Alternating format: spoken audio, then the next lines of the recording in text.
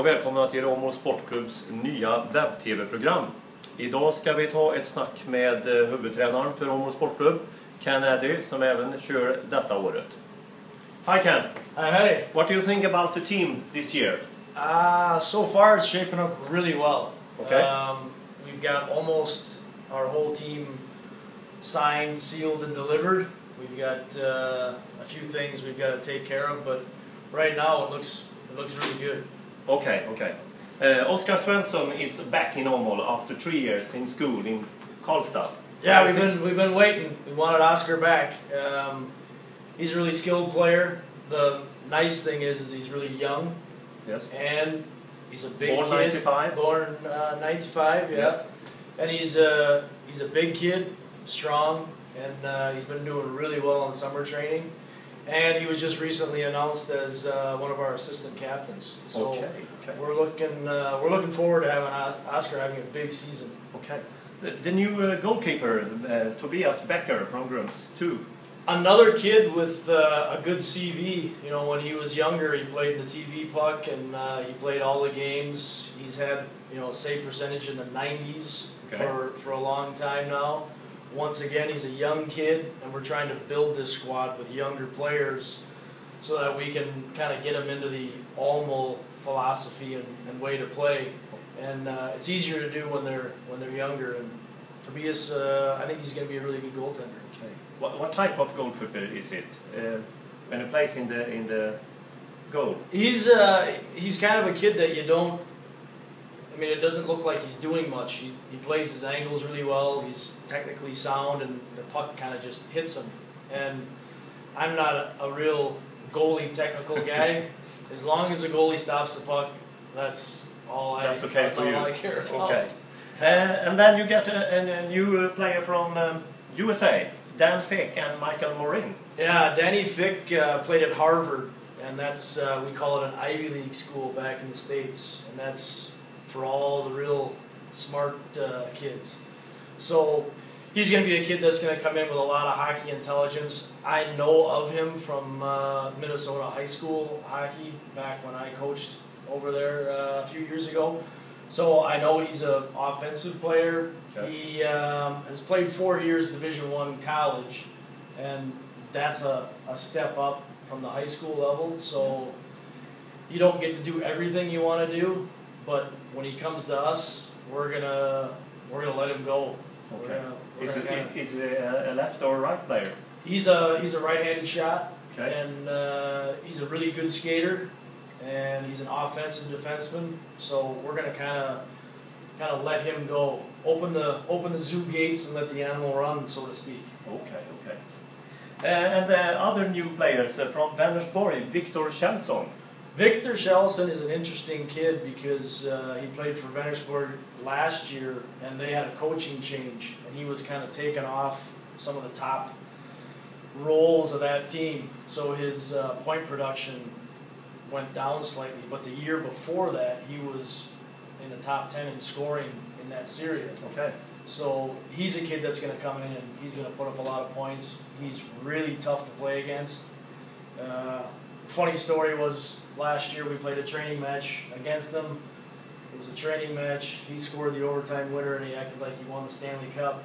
Oh, and okay. I was kind of joking with him about it, and yeah, I'll make jokes about that when he's not playing for. But now he's on our team, so he's going to be really good for us. Okay. He's going to help out a lot. Then you got Joel Gonzalez. You trained him last season. Yeah. Coached the Division III team here in Niergård, and I know all about. We call him Gonzo. Gonzo? Yeah, I usually give everyone a nickname. Okay. That's the only way. You know, I'm getting a little older. That's the only way I can remember players. But Gonzo, he can play center for us. He's really good with the puck.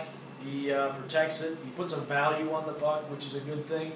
And he's a little bit of a veteran guy. Mm-hmm. So we've got Christian Loven, we've got Gonzo. We need some of those older guys in the locker room to kind of help the younger guys, you know. And with the two Americans, I mean, Michael Morin's coming from a really big program. He's going to be kind of wandering around, wondering You know, what's this, what's that. So having some older guys in the locker room helping not only the Americans but the younger kids in the team is a big thing, and I think Gonzo will help out with that. Okay. And you got from Åmål, your own players, Rickard Eriksson. Yeah, you know, we've got to try and keep the team as local as possible.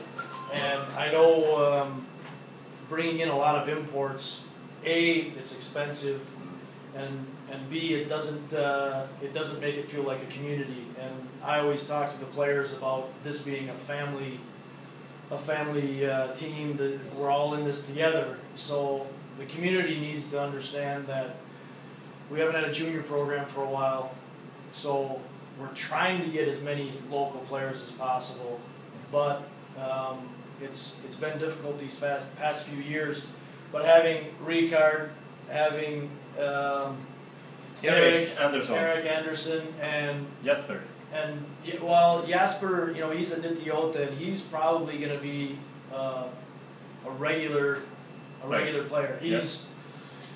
He tried a little last season. Yeah, and he played really well. He's kind of an exception to the rule on a young player not being able to play. I mean, he went in and played with Christian Lomanev and Andreas Engbe in a few games, and there was no problem with him.